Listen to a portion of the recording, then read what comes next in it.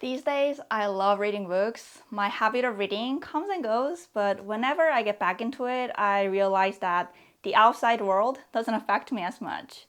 For me, reading is like having a tunnel to dig, as Andy Dufresne once did in the Shawshank Redemption, which got him through his difficult life in prison for so many years. And in a way, it helps me get through mine. Today, I'll show you some of the books that have helped me with my day-to-day struggles, and I'm sure you'll be smitten by them. Hopefully this video will save you some time and help you find what to read next.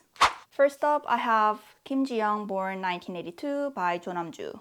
I picked up this fiction book because I figured I should probably start with the Korean book. It is a heartbreaking read that does a really good job of articulating the vague feelings that many of us have felt as women. What the main character goes through is nothing uncommon or out of the ordinary, yet it still managed to make me cry.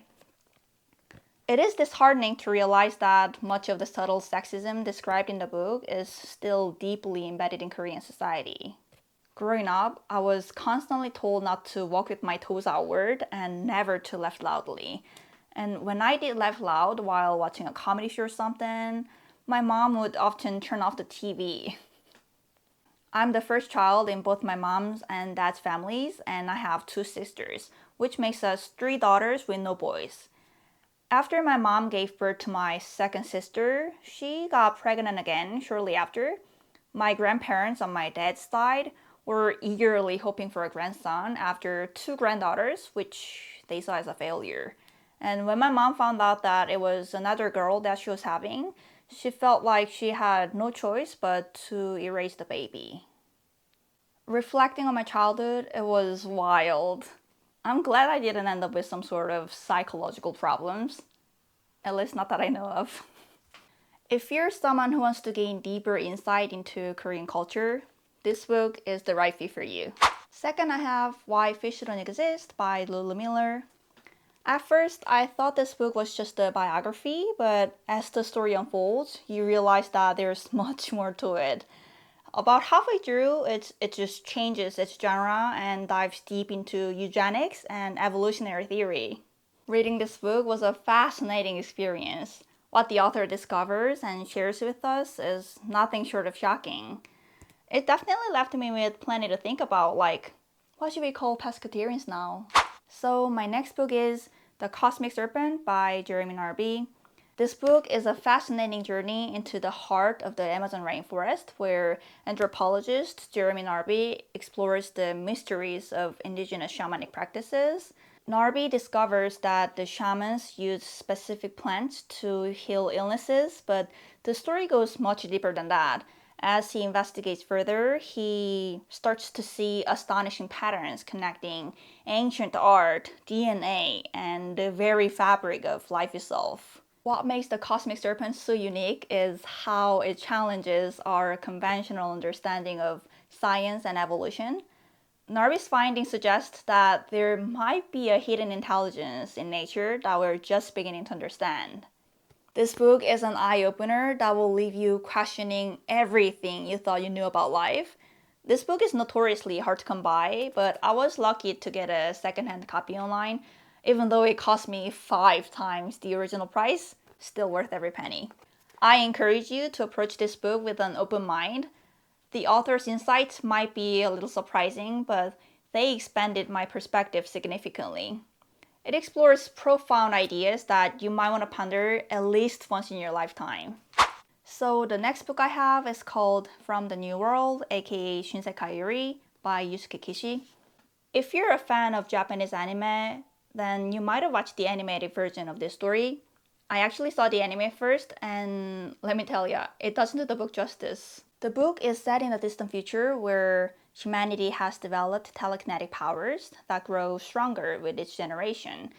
Those with these abilities rule the world, and in this world, there are not only humans but also other malformed species that can speak or understand human language. And as you might expect, they are under the control of humans because we have the power. Throughout the book, the origins and nature of these other species remain a mystery, but by the end, all the dirty truths are revealed, and it's a real eye-opener. This book definitely gave me a lot to think about. It's fiction, but in many ways, it's reminiscent of our own reality. It explores themes of power, control, and the dark side of human nature. If you're looking for a thought-provoking read that goes beyond what the animation could offer, I highly recommend picking up this one. Okay, let's move on to our next book. It's In Defense of Plants by Matt Candeas. This book is packed with intriguing plant facts and insights that will truly amaze you and deepen your appreciation of the natural world. The first thing that pops into my head whenever I think about this book is the fact that there are some plants that produce pollen which contains actual moving sperm cells. Isn't that wild? I learned so much from this book. As a plant lover, it is always fantastic to dive deeper into the world of plants. I don't want to give away everything, but there is a certain tree species that can sometimes walk. If you're a plant enthusiast or just curious about the hidden wonders of flora, In Defense of Plants is a must-read. Next up, we have The Road by Cormac McCarthy.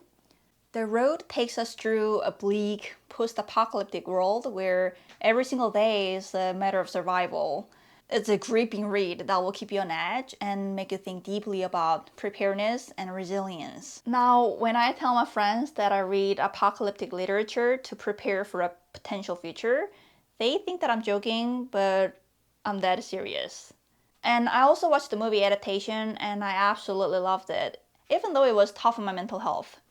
I'm not gonna lie, after reading this, I spent a few days brainstorming where to store more canned foods in case of an emergency. The world is heading towards something unprecedented, and this is the perfect book to add a little zest to your anxiety. So the next book is Lord of the Flies by William Golding.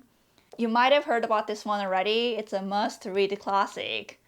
The story begins with a plane crash on a deserted island which leaves only children but no adults. They create their own society and try to elect a leader. A boy named Ralph gets elected, but not everyone agrees with the choice. And over time, the group splits into two factions and things get increasingly intense from there. As I was reading, I found everything that happened in the book to be very probable and plausible, which made it all the more frightening. This book got me thinking a lot about human nature and how far off course we can go. I find myself reading this book at least once a year, and every time I get to the chase in, my heart starts beating out of my chest. Last but not least, Animal Farm by George Orwell. Another must-read classic. I know you probably have read it already, but I couldn't leave it out because Animal Farm and Lord of the Flies are the go-to books that my boyfriend and I always love to discuss. In this book, the main characters are animals who are oppressed by the human owners of the farm. They revolt and create their own society, but things don't go as planned, and the story gets more interesting from there. There's this famous quote in the book, "All animals are equal, but some animals are more equal." My heart goes out to the horse named Boxer, strong, hardworking, loyal, albeit with limited intelligence. His favorite saying is, "I will work harder," and pigs take advantage of his loyalty and push him to his collapse. The way Boxer's life ended just crushed my heart. The pigs send him to the slaughterhouse so they can make some money and buy whiskey for themselves. This book holds a very special place in my heart. To me, it's a simplified version of our world, and it left me with a lot of mixed up feelings like, am I working too hard only to get discarded in the end? It highlights labor, inequality, greed, and authority. Alright folks, those are 8 of the books I have for you today. I hope you found this video helpful, and I will see you in my next video. Happy reading!